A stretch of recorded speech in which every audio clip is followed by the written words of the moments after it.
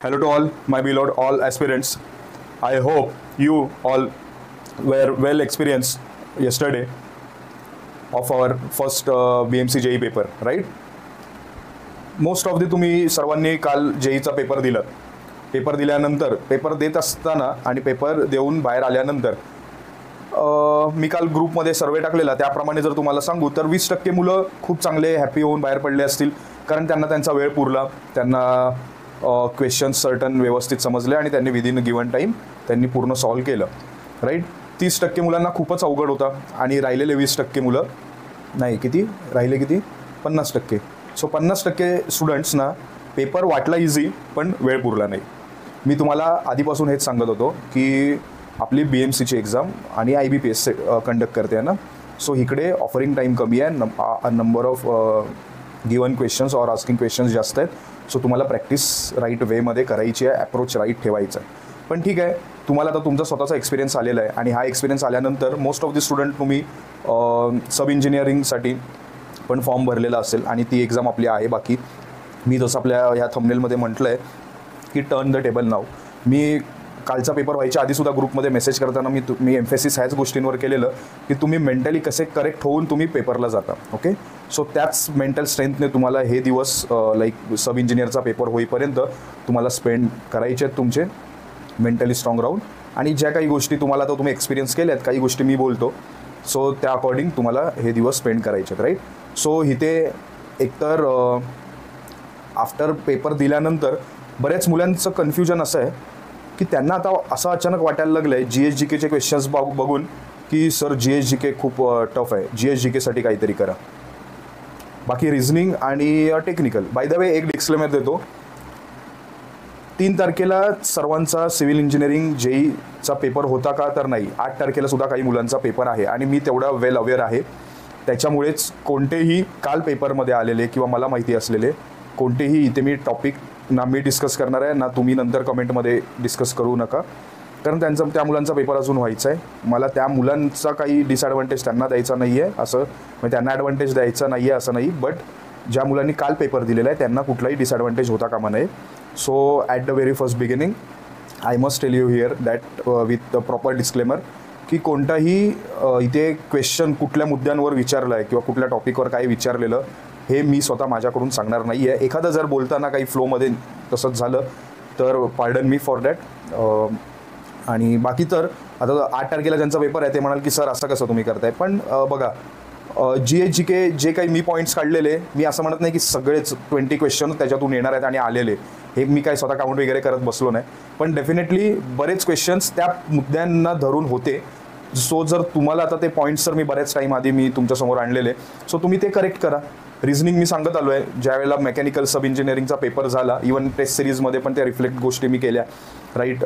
Like की जे topics important आहेत कुठले जे आहेत ते लॉजिकल रिझनिंगसाठी IBPS कशावर क्वेश्चन विचारू शकते त्याच टॉपिकचे क्वेश्चन्स आपल्याला त्याच्यामध्ये मी ठेवले आणि ते तुम्हाला प्रत्येकाला मी वेळोवेळी सांगत आलेलो आहे की तुम्हाला आता इथून पुढे रिझनिंगचे कोणते टॉपिक करायचे आहेत. सिलेक्टिव्ह ते 5-6 जे टॉपिक्स आहेत ते तुम्हाला करायचे आहेत. सो राहिला प्रश्न टेक्निकलचा. टेक्निकल तर प्रत्येकाची मेहनत, प्रत्येकाची समज आणि तुम्हाला मिळालेला गायडन्स, मेंटरशिप और तुम्ही विकत घेतलेला कोर्स किंवा सेल्फ स्टडी केली असेल. सो ते काही आता कालचा एक्सपिरियन्स रिव्हील करून तुम्हाला त्याचा काही ॲडव्हान्टेज होणार आहे का, तर तसं काही नाही आहे. So okay, coming back to our today's topic. सगळ्यात पहिलं तर एक लक्षात घ्या, आताची आलेली BMCची एक्झाम सोडा किंवा हे स्पर्धा परीक्षा आणि कॉम्पिटेटिव्ह एक्झाम सोडा, एक बेसिक तुम्ही प्रायव्हेट सेक्टरमध्ये, आता IT सेक्टर मोठे होत आहे, तुम्ही कुठेही किंवा आपल्या ओन सिव्हिल इंजिनिअरिंगच्या फील्डमध्ये, मी स्वतः इंटरव्ह्यू दिलेले आहेत, तुम्ही स्वतः इंटरव्ह्यू दिलेले आहेत, मी इंटरव्ह्यू घेतलेले आहेत. सो ज्या वेळेला बघा इंटरव्ह्यू घेताना जे इंटरव्ह्यूअर असतात त्यांना समोरून काय एक्सपेक्टेड असतं. एकतर पहिलं तर आपलं जी काही डेझिग्नेटेड पोस्ट आहे, ऑफरिंग पोस्ट आहे, त्याचं व्यवस्थित नॉलेज याला आहे का, एक्सपिरियन्सचं जर कंडिशन असेल तर अकॉर्डिंग एक्सपिरियन्स ते ऐकतात. त्यासोबतच त्या पर्सनचे पर्टिक्युलर त्या समोर बसलेल्या ह्युमनचे जो जॉब सीक करायला समोर आहे त्याचे ते ट्रेड्स बघतात. ते ट्रेड्स काय बघतात ते की लाईक किती पोलाईट आहे, किती ॲरोगंट आहे, किती तो घरच्यांशी चांगला राहतो, किती मित्रांसोबत कट्ट्यावर उभा राहतो, हे असतात का ट्रेड्स, ते नसतात. त्याचे इंटेलेक्च्युअल, त्याची क्रिटिकल थिंकिंग ॲबिलिटी कशी आहे, तो एक सर्टन त्याला जर आपण पझल देतो, रिडल देतो, तर तो कसं सॉल्व्ह करतो आहे. आणि ह्या ज्या काही गोष्टी त्यांच्यासमोर जे प्रश्न उभे राहतात, तर ते कसे फाइंड आउट करतात. एक काहीतरी सर्टन एक क्रायटेरिया पाहिजे ना, प्रत्येकाला एक सर्टन एक थ्रेशोल्ड पाहिजे ना, कारण प्रत्येकाला जर त्यांना त्यांच्या इंटेलेक्च्युअल गोष्टींवर जर त्यांना मार्क करायचं आहे, तर एक सर्टन कॉमन वे पाहिजे, मेथड पाहिजे. तर त्यासाठी आता हा ट्रेंड खूप आलेला आहे की म्हणजे तुम्ही प्रायव्हेट सेक्टरमध्ये, मग ते IT असेल किंवा आपलं पण, तिकडे ॲप्टिट्यूडचे क्वेश्चन्स किंवा रिझनिंगचे क्वेश्चन्समध्ये तुम्हाला काय करतात, तुमच्या समोर सर्टन पहिला राऊंडच ठेवतात त्या इंटेलेक्च्युअल क्वेश्चन्सचा, म्हणजेच काय रिझनिंग, ॲप्टिट्यूड, वॉट एव्हर जे काय असतं ते. मग ते त्याच्यातून एक्स्ट्रॅक्ट करतात की ओके, समोरचा candidate apart from his on knowledge, okay, on field knowledge, त्याच्यासोबत त्याला किती काय येतं आहे. आता ज्या वेळेला गव्हर्नमेंटच्या एक्झाम्स असतात बघा, गव्हर्नमेंटच्या ज्या UPSC MPSCच्या ज्या एक्झाम्स असतात, तिकडे इंटरव्ह्यू असतो एक 3rd राऊंडला. त्या इंटरव्ह्यूमध्ये समोर बसलेलं पॅनेल, त्यांना स्कोप असतो ह्या मुलाला व्यवस्थित समजून घ्यायचा, किंवा जो पुढे आपण जर त्याला पोस्ट देतोय तर तो ऑफिसर म्हणून तो कसा असू शकेल, राईट. आता सरळ सेवांमध्ये काय होत झालं आहे, इंटरव्ह्यू नाही आहे.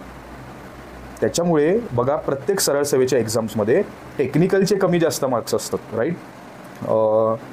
काही एक्झाममध्ये लँग्वेजेस असतात. आता ह्या BMCच्या एक्झाम्समध्ये like they mention, we are not need any language to be asked for student, right. So पण एक गोष्ट कायम असते, ती असते रिझनिंग, लॉजिकल रिझनिंग, राईट. ते तुम्हाला ॲप्टिट्यूड पण देऊ शकले असते, पण ॲप्टिट्यूड नसतं. आता ते TCSचं वेगळं आहे, ते रिझनिंग सांगून काहीतरी प्रश्न विचारतात ॲप्टिट्यूडचे. पण आता आपण सध्या ह्या एक्झामबद्दल बोलूया. सो तुम्हाला हे सर्व एवढं फिरवून मी का आणलं माहिती आहे, तुम्हाला तर सर्वात पहिलं हे समजून घ्यायचं आहे, ओके. तुम्हाला तर सर्वात आहे ना हे समजून घ्यायचं आहे की आपला जो एक्झामचा एक 3 आपले सेक्शन्स आहेत, राईट. टेक्निकल, रिझनिंग आणि GK, ओके. सो सर्वात पहिलं तर आहे ना, हा जो रिझनिंग आहे ना, जरी तुमच्या सरळ सेवामध्ये ही एकच एक्झाम होत असेल आणि नंतर जे DB वगैरे राहतं ते, पण जरी सेकंड राऊंड नसेल, इंटरव्ह्यू पण नसेल, तरीसुद्धा तुम्हाला आता येणाऱ्या 4 दिवसानंतर येणाऱ्या पेपरसाठी हा जो रिझनिंग आहे ना, ह्याला तुम्हाला ॲज तुमचं एक एक्स्ट्रा राऊंड, लाईक इंटरव्ह्यू असेल किंवा प्रिलिम असेल, वॉट एव्हर, तुम्ही ह्याला एक्स्ट्रा राऊंड म्हणून कन्सिडर करूनच ह्याचे प्रश्न सोडवा. कारण IBPSचं कसं आहे माहिती आहे बघा, तुम्ही काही करून नाही गेलात, जे काही मुलांनी काल एक्सपिरियन्स केला असेल, क्वेश्चन्स रीड करताय ना, तुम्हाला कळतं आहे ओके हां मी सोडवू शकतो, पण किती, 10 मिनिट, कोण 15 मिनिट, कोण 12 मिनिट, लाईक कोण 8 मिनिट, 2 मिनिटात कोण सोडवू शकतं आहे का, ते सांगा. म्हणजे मला हे सांगायचं आहे, तुम्हाला प्रॅक्टिस करायची आहे रिझनिंगवर. तुम्हाला जस्ट एक रिझनिंग, कारण कसं झालं आहे, गेले काही टाईममध्ये आपण TCSच्या फक्त एक्झाम्स दिल्यात आणि जो रिझनिंग मुलगा 10-20% जरी करून गेला ना, तो 70-80% त्याने स्कोर आणलेला आहे रिझनिंगमध्ये. पण ह्या एक्झाममध्ये तसं होणार नाही आहे, तुम्ही त्या भ्रमात राहू नका. रिझनिंग, मी त्या मेसेजमध्ये पण आधी कालच्या एक्झामचा विश करायला मेसेज केलेला आपल्या टेलिग्रामला, त्या मेसेजमध्ये पण मी हे नमूद केलेलं, मेन्शन केलेलं की तुम्हाला रिझनिंगसाठी रिझनिंगचे क्वेश्चन्स हार्ड असणार आहेत का, तर नाही, रिझनिंगचे क्वेश्चन्स इझी असणार आहेत, पण तुम्हाला ते टाईम टेकिंग किंवा टाईम कन्झ्युमिंग राहणार आहेत. सो तुम्हाला तुमचे जे टोटल 90 मिनिट्स आहेत त्यामधले तुम्हाला मॅक्झिमम टाईम रिझनिंगला द्यायचा आहे. म्हणजे असं नाही होणार आहे की GKचे 20 क्वेश्चन्स आहेत ते जर तुमचे 10-12 मिनिटात होत आहेत, तर रिझनिंग फार तर 15-20 मिनिटात होईल. नाही, तसं नाही होणार आहे. तुम्हाला रिझनिंगला मी स्पेशल व्यवस्थित ऐका, मी व्यवस्थित तुम्हाला काय सांगतो आहे, तुम्हाला रिझनिंगला 30 to 40 मिनिट्स तुम्हाला डिवोट करायचे आहेत out of your given 90 minutes. मग आता तुम्ही ठरवा की तुम्हाला टेक्निकल आणि GKला किती वेळ राहतो आहे. आता काय करा माहिती आहे, सर्वांनी पहिलं एकतर आहे ना, ओके, कालचा ज्यांनी पेपर दिला सर्वात पहिलं तर आहे ना, त्यांनी काय करा, तुमचे वहीचं पान किंवा तुमची डायरी ओपन करा, राईट. देन त्याच्यानंतर आपले 3 सेक्शन्स, ओके, जे का आपण काल सॉल्व केले, एक्सपिरियन्स केले. तर तुम्हाला काल तुम्ही एक अंदाज आहे, मी म्हणत नाही की तुम्ही ते सर्व वेळेकडे लक्ष होतं तुमचं, पण प्रत्येकाला माहिती असतं एक रेंजमध्ये अवतरलं आहे. पण काल तुम्हाला किती वेळ लागला ह्या 3 सेक्शन्सला, राईट, ते तुम्हाला इथे लिहायचं आहे किती वेळ लागला. For example, for technical section, okay, technical sections तुम्हाला लेट से 50 मिनिट्स लागले, राईट. सो तुम्हाला जरी 50 मिनिट्स लागले तर तुम्ही तिकडे लिहा GH/GKला किती वेळ लागला ते लिहा, रिझनिंगला किती वेळ लागला ते लिहा. आणि जर तो कमी पडला असेल, फॉर एक्झाम्पल आता काही मुलांना टेक्निकलमध्ये 70 मिनिट लागले, 20 मिनिट त्यांनी GH/GKला घेतले, राईट, झाले 90 मिनिटचं झाले, म्हणजे ह्याचा अर्थ काय, रिझनिंगला त्यांना वेळ उरलाच नाही. सो तिकडे 0 लिहा. आता हा तुमचा कालचा एक्सपिरियन्स आहे. आता ज्यावेळेला तुम्ही 5 दिवसांनी जाल ना, तर ते जायच्या आधी हा जो मधला टाईम आहे ना, हा मधला ब्रिज आहे ना, तिथे तुम्हाला रिअलाईज होईल की तुम्हाला काय, म्हणजे हे तर ऑब्व्हियसली की ज्यांना खरोखर वाटतं आहे की आपल्याने एक्झाम होणार आहे, सगळ्यात पहिलं तर हे त्यांच्यासाठी आहे हा व्हिडिओ. डिस्क्लेमरमध्ये मी ॲड करायला विसरलो, राईट. सो एकतर जर तुम्हीच आधी होप हरून बसलेला असाल तर मला नाही वाटत तुम्ही ऐकलं किंवा नाही ऐकलं तरी काही फरक पडणार आहे, राईट. सो मी कायम तुम्हाला तेच सांगत आलो आहे. मी अप्रोच देताना तेच म्हणतो की तुम्ही मेंटली कसं तुम्ही बघताय प्रत्येक गोष्टींकडे, तर ते खूप इम्पॉर्टंट आहे. सो जर तुम्हाला ज्यांना वाटतं आहे की ओके ठीक आहे, आपल्याला किती पण मेहनत घ्यायला लागू देत या पुढच्या 4-5 दिवसांमध्ये, आम्ही तयार आहोत, फक्त ती कशी घ्यायची किंवा काय नक्की करायचं, काय थिंकिंग प्रोसेस असली पाहिजे, तर ते माहिती नाही आहे सर. सो डेफिनेटली हा त्यांच्यासाठीच व्हिडिओ आहे, राईट. सो तुम्हाला मी तेच सांगतो सर. सगळ्यात पहिलं तर तुम्ही हे पानावर तुमच्या लिहिलं की ओके ठीक आहे, एवढा वेळ लागतो आहे, म्हणजे काल जो एक्सपिरियन्स तुमचा लास्ट होता बेस्ट, ओके.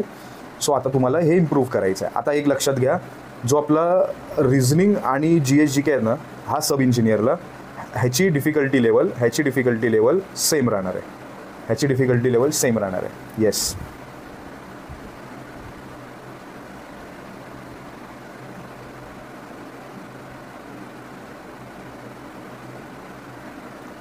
येस, ह्या दोघांची रिझनिंग आणि GHची डिफिकल्टी लेवल सेम राहणार आहे.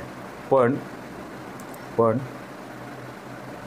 जे टेक्निकल आहे त्याची definitely for 100% sure difficulty level ह्याची इन्क्रीज होणार आहे, राईट. सो आता तुम्ही नेक्स्ट पानावर आहे ना, तुम्हाला हेच परत अगेन रिझनिंग GH/GK टेक्निकल हेच तुम्हाला तुमचे सेक्शन जे काय ऑर्डर वॉट एव्हर तुम्ही कुठली लिहिल्या, तर आता तुम्हाला डिझायर किती तुम्हाला म्हणजे तेवढे टाईम अलॉट केला आउट ऑफ 90 मिनिट्स, तर तुम्ही एक सेफ स्कोअरपर्यंत पोचू शकताय. हे प्रत्येकाने तुम्ही लिहा, राईट. कळलं तुम्हाला मी काय म्हणतोय. एकतर पहिलं तर पानावर तुम्ही हे लिहिलं कालचा एक्सपिरियन्स. आता तुम्हाला काय कुठपर्यंत जायचं आहे आपल्याला टार्गेट माहिती पाहिजे ना. लेट्स से एका स्टुडंट्सना, राईट, तिला किंवा त्याला लेट्स से 60 मिनिट्स लागले फॉर 60 क्वेश्चन्स ऑफ टेक्निकल कालच्या पेपरमध्ये. आता काल JEEचा पेपर होता, आता आपला सबचा पेपर आहे, सब डिग्री लेवल आहे. तिकडे मी तुम्हाला घाबरवत नाही आहे, फॅक्ट आहे पण हे की तिकडे ॲक्च्युअलमध्ये आता जो टाईम आपला एंगेज होणार आहे तो जास्त होणार आहे. कारण तिकडे तुम्हाला आता एक न्यूमरिकल जरा चांगले असणार आहेत, ओके, न्यूमरिकल चांगले असणार आहेत. देन त्याच्यानंतर जे स्टेटमेंट बेस्ड क्वेश्चन्स असणार आहेत ते खूप चांगले असणार आहेत, असे मस्त हेवी स्टेटमेंट्स येतील, ओके. सो ते तर आता हा तर आपला टास्क आहे, ह्याच्यामध्ये काही कोणाला रडत बसायची गरज नाही आहे. आहे तर आहे आणि आपल्याला ते इम्प्रूव्ह करायचं आहे. एक माणूस म्हणून आपण काय करू शकतो, एक तर चुका करतो, नाहीतर त्या चुका सुधारत राहतो, बस, राईट. सो तुम्हाला एक्सपिरियन्स काय होता हे तुम्ही लिहिलं. सेकंड पेजवर मी तुम्हाला सांगितलं तसं अगेन परत 3 सेक्शन्सला, आणि तुम्हाला आता डिझायरेबल किंवा अलॉट करायचा जो टाईम आहे ना तो तुम्ही तिकडे लिहा, राईट. तो आता लिहिलात म्हणजे आता तुम्हाला 2 पेजचा तर डिफरन्स बघा. लेट्स से तुम्हाला रिझनिंगचंच आपण घेऊया. रिझनिंगसाठी तुमचा काल एक्सपिरियन्स होता की तुम्हाला लेट्स से 20 मिनिट्सच देता आले, ओके. आणि आता रिझनिंगसाठी तुम्ही नेक्स्ट पेजवर 40 मिनिट्स लिहिलेत किंवा 35 मिनिट्स लिहिलेत. सो दॅट मीन तुम्हाला तिथे वर्क करायचं आहे. मग ते कसं करायचं आहे, वेळ कसा आपण जास्त ठेवू शकतो, म्हणजे 20 तिथे तुम्ही दिलेत म्हणजेच काय 70 क्वेश्चन्स तुमचे बाकीच्या 80 क्वेश्चन्सला डिवोट झाले ना तुमचे. मग तो तुम्हाला टाईम रिड्यूस करायचा आहे. त्याच वेळेला तुम्ही इथे 15 मिनिट्स रिझनिंगसाठी एक्स्ट्रा ठेवू शकाल. म्हणजेच काय अल्टिमेटली डिपेंड कशावर आहे, तुम्ही किती एफिशियंटली GH/GK आणि टेक्निकल सॉल्व करताय, राईट. फॉर रिझनिंग सेम टेक्निकलचं असेल. टेक्निकलचा तुम्हाला काल 60 मिनिट्स लागले, आता तुम्हाला 40-45 मिनिट्समध्ये टेक्निकल संपवायचं आहे. म्हणजेच काय तुम्हाला इथे टाईम हा तुम्हाला कमी करायचा आहे, राईट.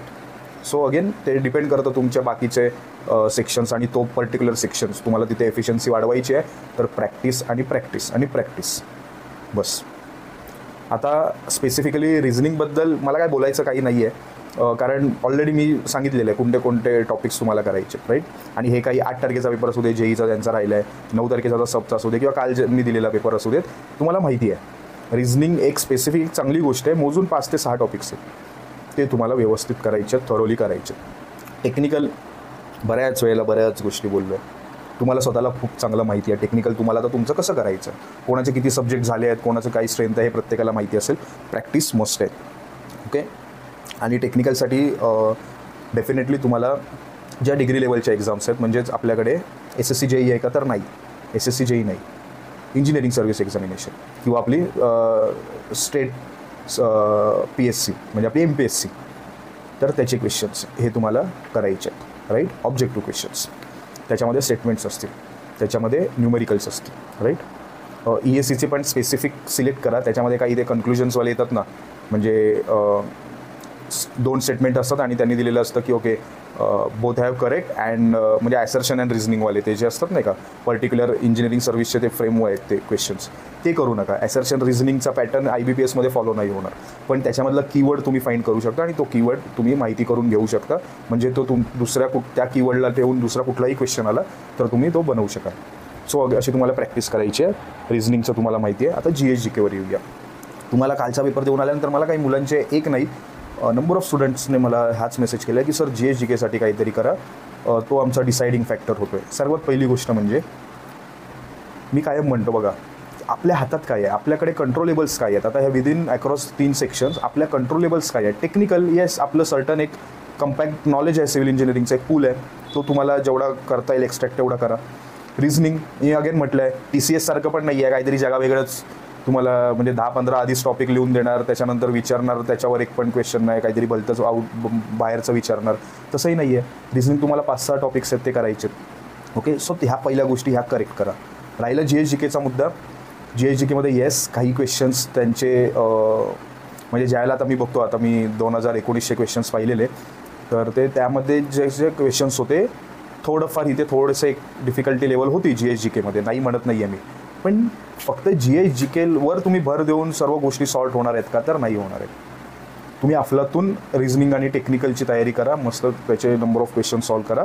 डेफिनेटली तुम्हाला ॲडेड ॲडव्हान्टेज तिथेच मिळेल आणि मग त्याच्यासोबत GSGK जे तुमच्याने होतं ते करा. आता मेकॅनिकलचे 2 पेपर, आपला सिव्हिलचा झालेला पेपर, ह्याच्यामधून काही गोष्टी मी सांगितल्या असत्या, बट ठीक आहे. GSGKसाठी मी माझ्या परीने मला माहिती आहेत की कुठल्या काय नेचरचे काही क्वेश्चन्स त्यांनी BMC अराउंड म्हणजे बृहन्मुंबई महानगरपालिका असू दे किंवा मुंबई असू दे, तर त्याच्यावर ते विचारत आले. आता ह्या 3 पेपरचं मी सांगतो आहे, किंवा 2019मध्ये सुद्धा.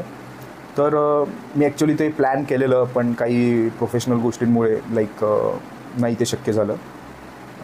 तर राहिलेल्या दिवसांमध्ये आता मी तोच विचार करत होतो, मी काय करू शकतो का. तर मी तुम्हाला रोज, आज शक्य नाही आहे, म्हणजे आजचा जर मंगळवार गेला तर बुधवार, गुरुवार, शुक्रवार, शनिवार 4 दिवस आणि आजचा दिवस 5वा आहे ना, ते 4 दिवसांमध्ये तुम्हाला 5 PDFs ओके. त्या PDFs माझ्या हँड रिटन असतील किंवा काही कुठे मी सोर्स घेतला असेल, त्याचा स्क्रीनशॉट ठेवला असेल, वॉटेवर, पण ते युजफुल इन्फॉर्मेशन्स असतील for Mumbai questions, for Mumbai GSGK questions for sure. मी हे म्हणत नाही की त्याच्यातून येणारच आहे. बघा, मी कुठलाच क्लेम नाही करत, कारण मला नाही माहिती समोरचं तुम्ही कसं घेताय, मी काय म्हणतो आहे ते. मी काय तुम्हाला अप्रोच द्यायला आलो आहे, पण डेफिनेटली ते तुम्ही वाचा, त्याचा तुम्हाला बऱ्यापैकी तुम्हाला त्याचा फायदा होईल. आणि हे काही मी कुठल्या ॲपवर वगैरे काही नाही करत आहे, आपल्या टेलिग्राम चॅनेलला हे तुम्हाला मिळून जातील, रोज रात्री मिळून जाईल. म्हणजे तुम्हाला सांगतो, आजची PDF आणि उद्याच्या दिवसाची PDF, ह्या 2 PDF तुम्हाला उद्या रात्री मिळतील. म्हणजे पहिल्या दिवशी तुम्हाला 2 मिळाल्या, नंतर मग गुरुवार, शुक्रवार, शनिवार 3 दिवसाच्या 3, अशा 5 PDF 4 दिवसांमध्ये त्या मुंबई रिलेटेड जे काही गोष्टी आहेत ना, तर त्या मी तुम्हाला देतो, राईट. सो ते GSGK आणि त्याच्या व्यतिरिक्त तुम्ही बाकीचं जे काही जॉग्रफी आहे, मग ती मुंबईची असेल, महाराष्ट्र असेल, इंडिया असेल, सो त्या गोष्टी त्या तुम्हाला करायच्या. ओके. आता काय करायचं नाही आहे, काय नाही येणार हे मी काही सांगत नाही आहे. ओके. सो आय होप तो एकतर जे मी टायटल घेऊन आलेलो की it's now time for turn the table, ह्याचा पॉझिटिव्ह वेमध्ये घ्या, राईट. जास्त ओव्हर कॉन्फिडंट पण होऊ नका. ज्यांना पेपर चांगला गेला आहे त्यांनी ओव्हर कॉन्फिडन्समध्ये जाऊ नका. डेफिनेटली तुम्ही खूप चांगले पोझिशन होल्ड केलेली आहे, ती लूज करू नका ह्या दिवसांमध्ये. तुम्हाला पण तेवढीच मेहनत घ्यायची आहे. पण मी स्पेसिफिकली ज्या मुलांना पुढचं सांगतो आहे, ज्यांचा काल पेपर अवघड गेला आहे किंवा ज्यांना माहिती आहे की ओके आपला कट ऑफ आपण क्लिअर करत नाही आहे, बघा मी कायम तेच म्हणत आलेलो आहे की always greatest stories are comeback stories. So तुम्हाला कमबॅक करायचं. पुढे कुठल्या एक्झाम्स आहेत, काय आहेत, बऱ्याच गोष्टी तुमच्या माइंडमध्ये येत असणार. त्या सर्व 5 दिवस होल्डवर ठेवा, सर्व आयुष्य होल्डवर ठेवा आणि प्रोसीड करा. फिअरलेस ॲटिट्यूड ठेवून मेहनत घ्या.